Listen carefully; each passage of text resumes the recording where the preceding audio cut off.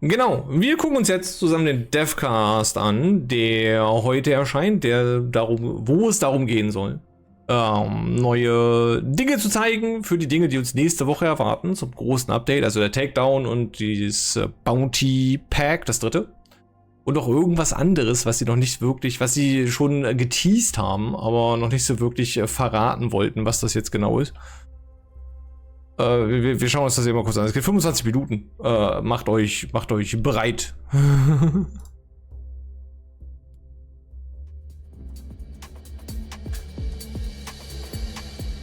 Ich hoffe, die Musik ist nicht zu nervig. Life is treating you well. I'm Andrew Reiner, your host of the Gearbox Devcast, joined as always by April Johnson. Hello, April. Hello, Reiner. All right, yeah. April, let's get this episode underway. We have a lot of content to get to here. Who are our guests on this one? Ooh, let's see. Mario Rodriguez recently celebrated 9 years here at Gearbox. Nice. How you doing today, Mario? Hey, how's it going? Yeah, 9 years. Immer gut. Time does fly when you're making games, it right? Does. Tell the community a little bit about what you do, what's your title, and how you're spending your time at Gearbox. So my title is Senior Project Producer. I've been spending a lot of time on all things post-launch for Borderlands 4 over the last year, so it's been a lot of fun. For those that maybe don't know what a senior project producer does, kind of high level, what else are you doing to make sure this product goes from inception to being out there for the community? So we work a lot with all kind of departments all around Gearbox, anything from, creating concepts and assets from the very beginning, all the way to the end with like marketing materials and all that stuff. So as a project producer, we're kind of involved in a little bit of everything. Vielleicht mal kurz was erklärt, was so tut, kind of und so weiter. Spend a lot of time working with a lot of really creative people. I'll say this, Mario runs a tight ship over there. I threw out one idea that kind of gained some traction, and he was quick to slap my wrist. He's like, no, our team is too taxed right now. They're working on too much. You can't add new stuff in. Got to protect the team sometimes. And who else do we have with us today, April? We are going to have Caleb Kennedy, who is a lead level artist here at Gearbox. How you doing today, Caleb? Hey, I'm doing pretty good. Excited to Und ich talk habe mich about auch the schon cool stuff gesehen. we're working on. Excellent. So, Oder? level artists. Oopsie. What does that exactly mean? Level artists are basically the world architects. So we create the physical worlds that you do all of your shooting in, basically. So we work with art direction and narrative to kind of come up with the themes for the worlds. We work with level design and the layout process. And we work with the other art teams to make sure we have all the pieces and parts we need to bring everything together. So it's a really collaborative, fun show. If it's not too much of a spoiler, what was like your favorite thing that you made for levels for Borderlands 4 or some of our post-launch content? Honestly, I think it's probably these things we're going to be talking about today. We were really able to like play with stuff, like take risks, experiment. The cyber noir city we're going to talk about, I think, is one of my favorite things that I've worked on recently. Yeah, we kind of buried the lead here. We have a lot of content to get into here. We have Bountypack 3, which is called A Zane to Kill For. You know who that's about. And then we have a Takedown called Takedown at Hadron Abyss. Both are awesome, and I can't wait for you guys to dive into these. Die Themen, worum es heute geht. Den Takedown und Caleb, let's start with you here. Let's Bountypack. dive into the journey that players are going to be taking in A Zane to Kill For. Jetzt geht's erstmal here, guys? So den Paid Content. In A Zane to Kill For, Zane has lived a hard life, right? And as a result, his memories are fading, as they do for all of us as we age. And so he's looking for a way to preserve those memories. So his solution is he's created digital clones of himself called Memory Zanes, and he's placed these Memory Zanes in the digital realm. Unfortunately for him, one of these Memory Zanes has been murdered, and he doesn't know who did it. He doesn't know who's behind it. Einer seiner Memory Zanes wurde getötet. To help him track down the perpetrator. And in order to do that, seine Erinnerung beibehalten sollen, damit sie sich irgendwann alle einfach vergisst. That's kind of the premise and how it kicks off. It has an interesting thematic element. You kind of teased that for a second, but can you kind of describe the environment players will be in? So for both of these releases, we're really taking the player far afield from places in Kairos that they're used to and putting them in totally unfamiliar territory. So in A Zane to Kill For, we're actually putting them inside an arcade game. So they'll basically be in a video game within a video game. This is the world of Private Dick. It's a cyber noir city. So it's very futuristic, lots of neon, flying cars, sprawling city skyline, but it's also dark and moody to reflect that noir vibe. So we had a lot of fun playing with those elements. I think my favorite part of this one is how many different hats Zane gets to wear, both emotionally and aesthetically. So I think that's definitely something to look for when you're playing. And Mario, how many Zanes will players be interacting with as they take on this journey? Wie viele Zanes gibt es? Get to have the luxury of interacting with a handful of Zanes that, Eine Handvoll Zanes. as April said, have a lot of different hats. So, multicolored Zanes. It's ganz viele Zanes, mit denen wir Mario, uns so you're a rumschlagen senior dürfen. project producer, and you've been really passionate and overseeing a lot of our post-launch content for Borderlands 4. So can you break down a bit, like, what is a Bountypack and what's sort of our idea behind them? So we wanted to be able to tell just kind of little short stories everywhere, with featuring some of our most beloved characters. We wanted to have a lot Jetzt wird nochmal das Konzept der Bountypacks so ein bisschen aufgegriffen. Haben wir aber auch schon drüber geredet. And so with the Zane to Kill for, we wanted this murder mystery type genre that we wanted to explore. Immer dafür sorgen, dass man halt mehr mit einer Person mehr interagiert, mit der man schon in der Geschichte, in der Hauptgeschichte zu tun hatte. Early on in the game, you can go ahead and access those, right? Yeah, they're very early on, and like I said, we wanted to provide more narrative content, and this was an avenue for us to be able to provide that in a shorter way. Now, while this is going to have some additional narrative content, there's going to be some new gear, right? Of course. Neue It Ausrüstung? wouldn't be a Borderlands expansion or a DLC without any more gear. So it comes back with a Pearl that everyone would be excited about, and handful of legendaries as well. So neue kosmetische Sachen, weil ja auch eine neue Void-Card mit And dabei the thing ist. I love about this, Caleb, you touched on this for a second, is that we're kind of going off Kairos. You're kind of getting that journey down the rabbit hole, so to speak, into a different kind Genau, of diesmal world. sind wir dann halt nicht auf Kairos, weil wir in einem Videospiel praktisch drin sind. Inspiration from? What did you really want to Und accomplish? auch ein bisschen mehr so Pandora-isch. The most fun we have creating environments is Prometheus, pulling meine ich, nicht inspiration Pandora. from the story. So this is a video game inside a video game, right? It means that the city itself that we're creating, it doesn't need to necessarily follow the rules of gravity or physics. So we can really get playful with the environment. It's also a city that's kind of unstable. So again, in terms of pulling inspiration from the story, we wanted to take the murder of the memory Zane that we're investigating and kind of bring that into the setting. So the buildings are kind of digitizing away. They might be floating above the player. There's pieces missing. Roads and bridges are unreliable because they're splitting apart. So we were able to kind of like bring that all together and create a player experience that's really informed by the story, which was really fun. And with the Also sie haben sehr viel kreative Reichweite, dadurch, dass es halt ein Videospiel im Videospiel ist, können sie da halt einfach auch sich austoben und brauchen sich nicht an Physik und so weiter zwingend halten. Can you kind of describe the gameplay experience players can expect? Yeah, that's a really cool thing about post-launch content. We're really able to run with some of the cool new mechanics we introduced in Borderlands 4.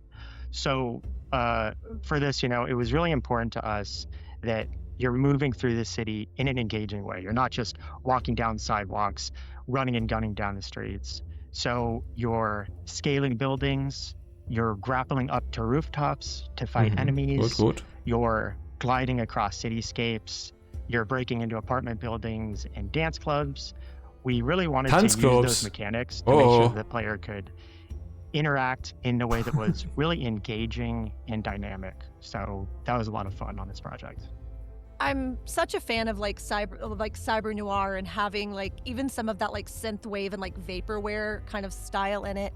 But when you think about level and the design of that and the art of that, were there any challenges or ways that I know we used color to sort of distinguish our Zanes, but that was something that you brought into those environments as well. Yeah, it was. Anyone that's navigated a new unfamiliar city knows how overwhelming it can be, and that goes doubly for Erzähl mir mehr über diese Tänze. An unreliable city. An unreliable city, exactly. I mean, that makes it even more overwhelming potentially, right? There's a lot going on, lots of neon, stuff's coming apart. So we wanted to make sure that the player can navigate easily and have a good time making their way through the level without relying on the HUD too much. So part of what we did was we came up with color districts. So we chose a primary and secondary color. Okay. And we themed each section of the city with those colors. So now the player should have a good mental map of each section of the city. Damit man einen guten Überblick bekommt und nicht ständig immer wieder auf das HUD und so weiter achten muss, ja. Okay. Gucken, wie das sich übertragen lässt aufs Gameplay dann selber. Really, when I started my game dev career, it was a thing that I knew intellectually, but when you really see how vital lighting is, like when you see a level or a map pre and post lighting, it is such a dramatic difference. Lighting is totally transformative. Absolutely. It's incredible working on a map, and you see that point that lighting comes into it, and it just totally changes things. It's amazing. Mario, are we going to be seeing any new enemies introduced in this bounty pack? Yes, we are. So we're introducing a new enemy type that we're calling glitch enemies. And so these enemies will basically try to keep you on your toes as they randomly teleport and swap locations with other enemies. And my last question here for you guys, this is such a cool thing. Where you find this arcade game that you interact with is in an arcade. And Mario, what could players expect from it? Do you have that friend that just spends all their time in their inventory and just looking at and comparing their items, and you want to go shoot things, but you have that friend. So now we have a little place for you to spend your time while they're looking through their inventory. I'm glad you've gave my co-op players some busy work. I've got to figure out what SMG I'd like to bring into this fight, please. Yes. So with the mini games, how did that come to be? Like, what part of the Gibt es jetzt dann wirklich gibt es Arcade Games dann jetzt im Spiel? First map in this bounty pack is actually an arcade. It's Zane's Arcade. It started out as just kind of a bachelor pad. We wanted a few games, a few classic carnival and arcade games. The artist that was working on the space ended up creating just a ton of awesome games. If you can think of it like a rhythm game, a dancing game, he made it. He really got inspired. The systems team saw those games that he had made, and they actually made them interactive. So now you can actually play them. So the space went from being just kind of a simple intro area to a really cool space that the players are going to hang out in, play games in. It's just really cool kind of example of developers bouncing ideas off of each other. We have a vault card for this bounty pack.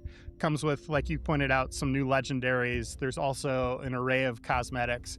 Can you guys tease anything there? Mario, any jump out? Mal. Los, this is an arcade video game type theme, and so there's a lot of neons, a lot of really cool cosmetics that are very digital. Schon nach einem halben DLC aus? Das war so, ja. In that sense, like all mod cards, we have 4. Ich muss mal kurz pausieren, ich muss das einmal kurz angucken. Also wir kriegen so Glitch-Skins, das sieht interessant aus.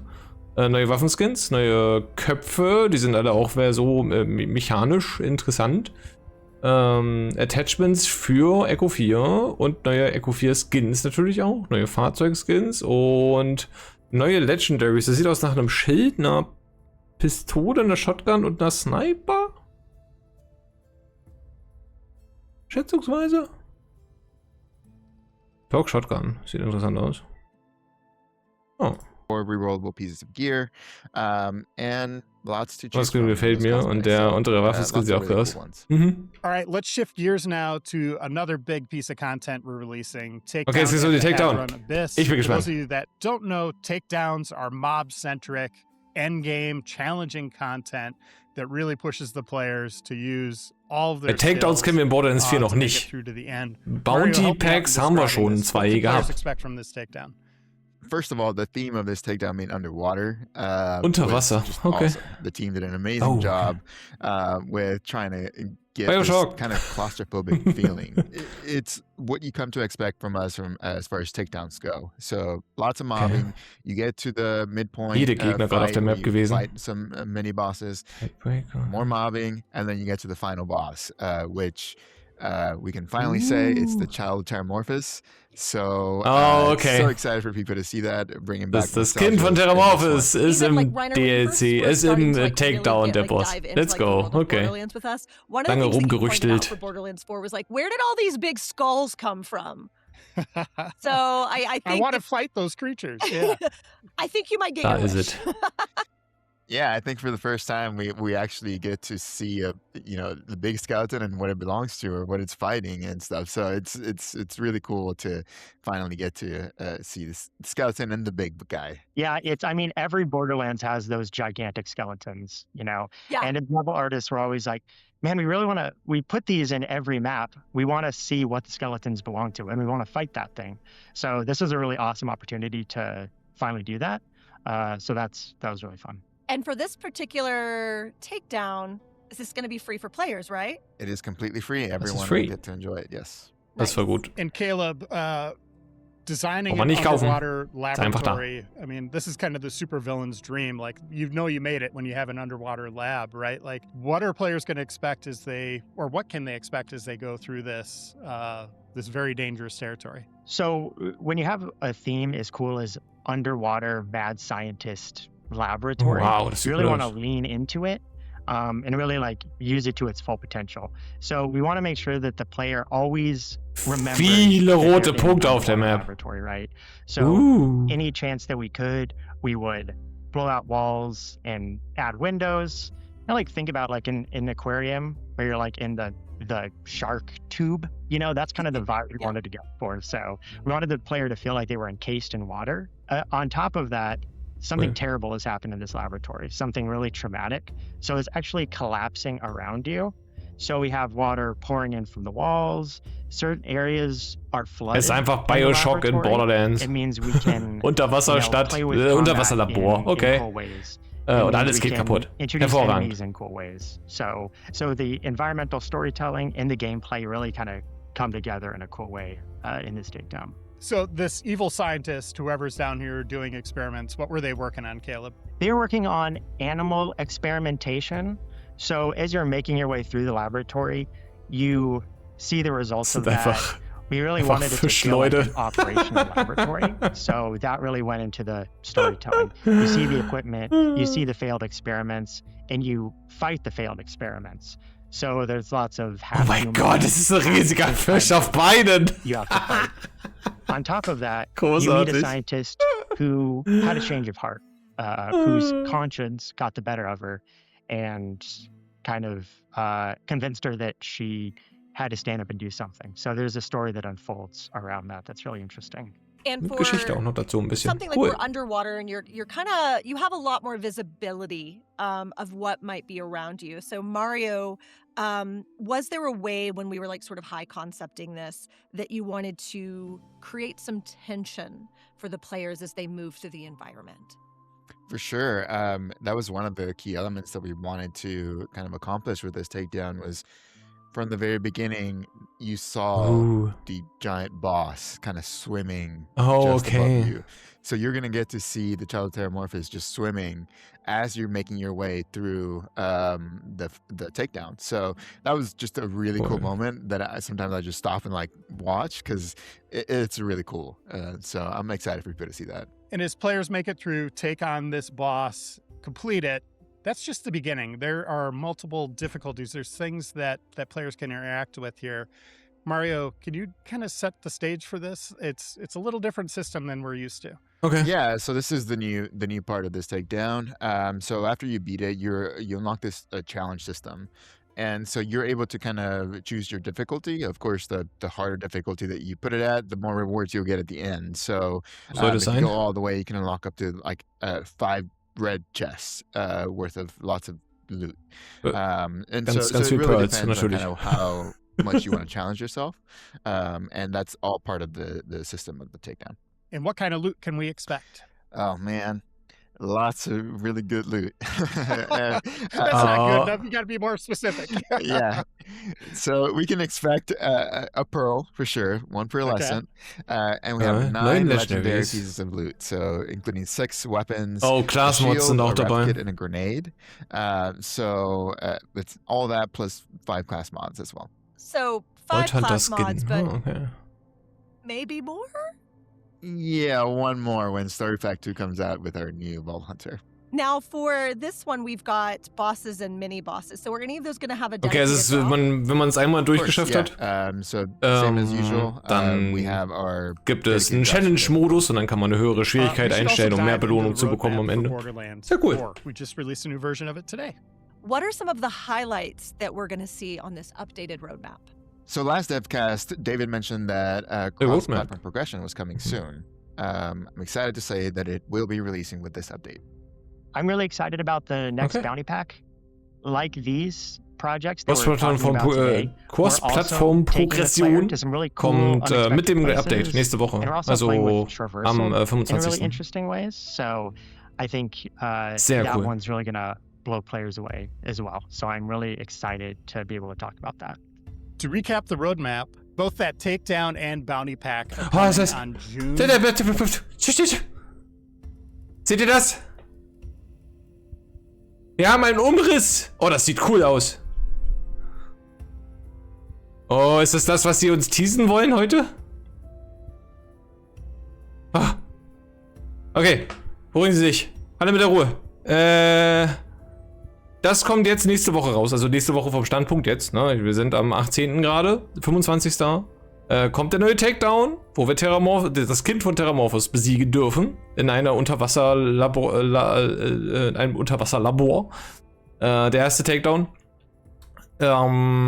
Mit der Möglichkeit, einen Challenge-Modus freizuschalten, wenn man es einmal durchgespielt hat, mit einer höheren Schwierigkeit und besserer Belohnung. Ist natürlich die Frage, wie gut eine bessere Belohnung ist, aber das gilt es dann herauszufinden, ob sich das am Ende lohnt. Das ist alles kostenlos, genauso wie Cross-Plattform-Progression. Das heißt, ihr habt die Möglichkeit, wenn ihr auf der Konsole wie auch auf dem PC spielt, dass ihr dann einfach den Spielstand, den ihr auf dem PC habt, synchronisieren könnt mit dem Spielstand, den ihr auf der Konsole habt und praktisch einfach da weiterspielen könnt mit dem, was ihr am PC habt. A Zane to Kill for ist dann der Paid-Content, der Bountypack. Und das kommt natürlich auch mit der nächsten Vault-Card. Das muss man kaufen. Das gibt es in einem Bundle mit den anderen Bounty-Packs zusammen oder halt separat, dann meistens an dem Tag, wo es dann rauskommt. Dann haben wir im Juli, Ende Juli, am 30. gibt es das nächste Bounty Pack, Murders and Acquisitions. Mit neuen Missionen, neuen Minibossen, neuen Legendaries und Pearls, neuen Skins und der nächsten Vault Card. Dann natürlich auch wieder zu kaufender Inhalt.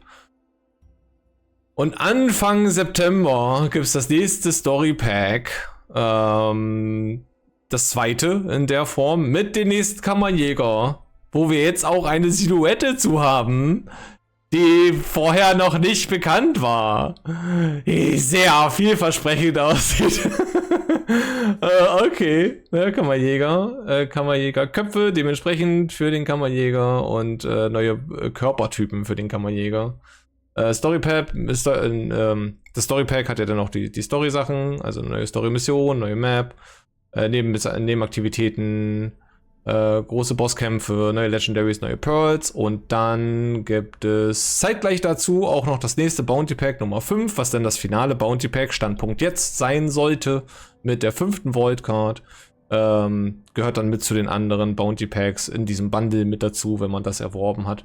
Mal gucken, ob sie uns noch mehr sagen zu den Sachen, die hier stehen, aber ich muss das eben einmal kurz pausieren, um zu verarbeiten, weil ich sehe einen neuen Kammerjäger, den wir vorher noch nicht gesehen haben und ich bin gespannt.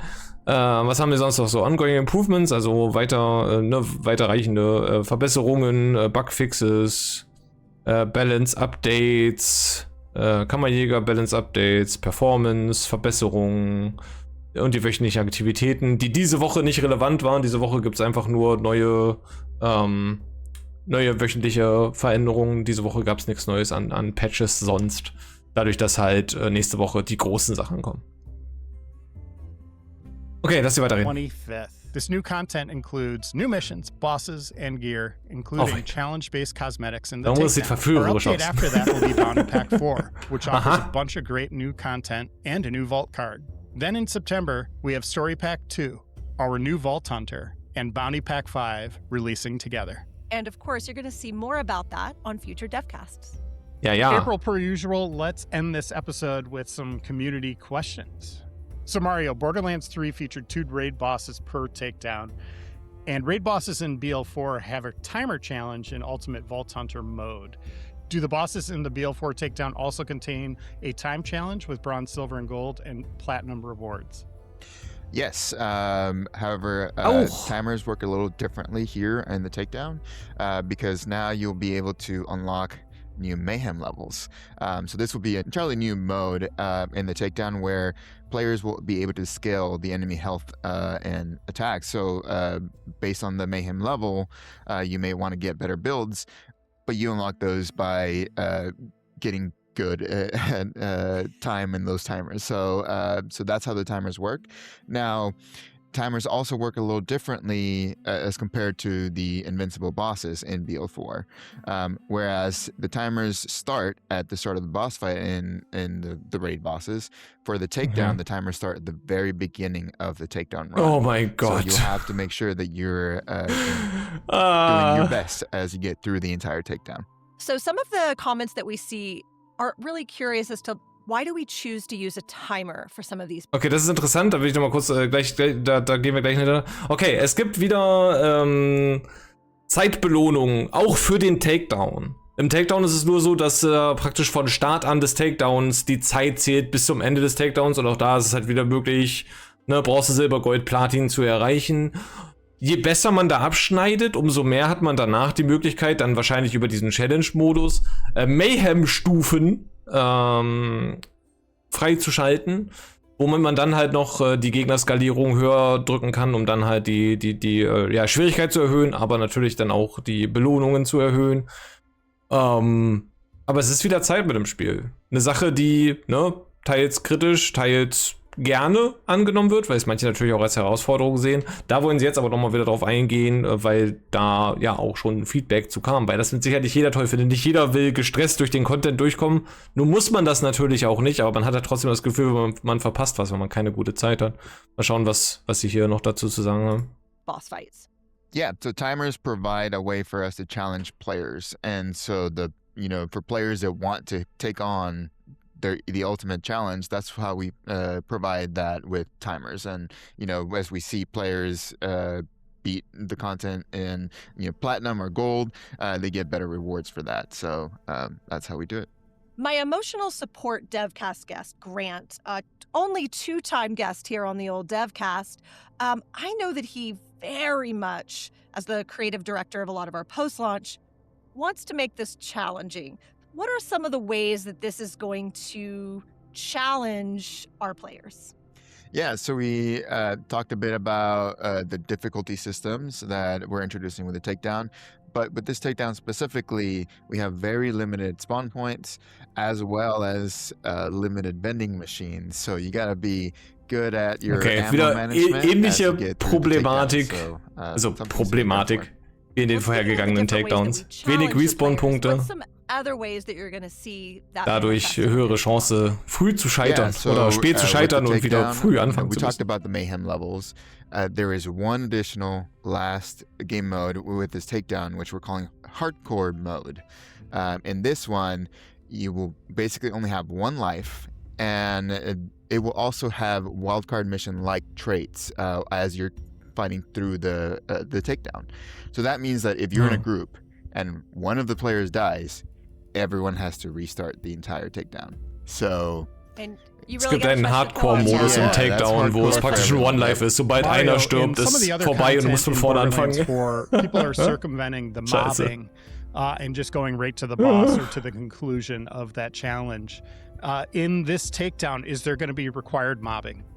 Yes, there will be. As you go, we have 2 bosses in the takedown, so you have to get through. Es sind wieder 2 Bosse im Takedown, okay. Das ist gut. So yes, there will be lots of mobbing in this one. And Mario, if there are 2 raid Viel Mobbing bosses finde in ich the gut. takedown, Das fehlt how im Spiel noch. exactly will Moxie's encore machine work? Well, with the takedown, because this is the one that we're releasing for BL4, things are a little differently, and you will have to complete the run every time. And Caleb, Gut, den Takedown musst du komplett machen, da gibt es keine Möglichkeit, nur den Boss zu fahren. It will not. Anyone who has Borderlands 4 can play the takedown. And Caleb, in a similar breath here, is pearlescent gear locked behind the paid bounty pack? That will come with the bounty pack, yes. All right, guys, this content is awesome. I can't wait for players to get their hands on it. Anything else you want to add? I think players are going to be really, really stoked at how different, how varied this content is. I think we're doing something really, really exciting and bold this time around. So, yeah, I'm stoked for players große Erwartungen an ihren neuen Inhalt. Play in these cool worlds that we built for them. Yeah, I mean, we have a takedown. Ja, cool. Takedown. So I'm excited to see. Ich freue mich auf Takedown. Bin gespannt. And thanks so much for tuning in to Gearbox's Devcast. Be sure to leave any comments or community questions for us on our Gearbox socials. We're definitely peeping and creeping those because we want to make sure that we're addressing as many of those questions as we can on our next Devcast. Speaking of our next Devcast, what are we covering next time, Reiner? We're going into another bounty pack, which is called Murders and Acquisitions. I wonder if we can tell them who they might see. I will say it's a very fancy lady. Dun, dun, dun. To be continued. In April, we're not done yet. We have one more thing. Was ist das one more thing? Let's introduce the world to Loveless, our next Vault Hunter. Kammerjäger!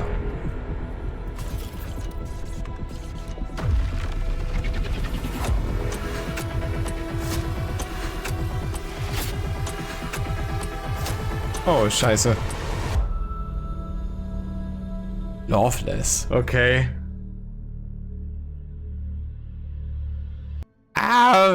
Loveless The Hacker.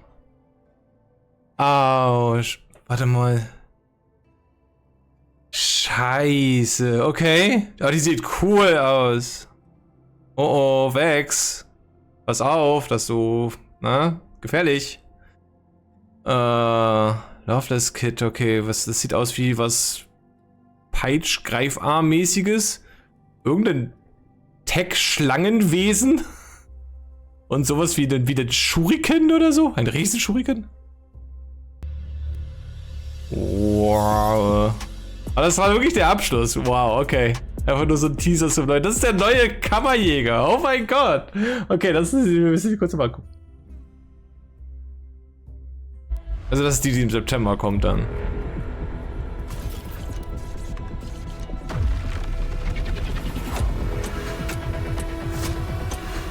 Sieht sehr badassig aus.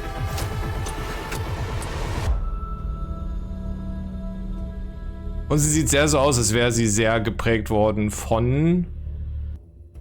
Also, weil in dem Trailer sieht man auch hier, ja, die Stadt im Hintergrund und so weiter. Also, es würde sie daher auch eher herkommen. Super interessant. Okay, dass sie das noch mit reinpacken zum Schluss. Das erste bekannte Bild zu Loveless The Hacker. Der 6. Kammerjäger, den wir dann erwarten werden im September. Okay, da war viele Informationen mit dabei. Viele coole Sachen, auf die wir uns nächste Woche freuen können. Wie auch auf den September offensichtlich. Ja, falls das hier auf YouTube zu finden sein sollte, zu einem späteren Zeitpunkt, nicht nur im Stream, sondern auch als Video, dann liked das Video und abonniert den Kanal, falls ihr häufiger solche Reaktionssachen sehen wollt oder falls ihr so informative Dinge gebrauchen könnt. Vielen Dank dafür auf jeden Fall. Habt noch einen schönen Abend. Oder einen guten Tag oder einen guten Morgen oder wo auch immer ihr gerade seid. Vielen Dank für eure Unterstützung und wir sehen uns im nächsten Video oder Stream. Bye bye.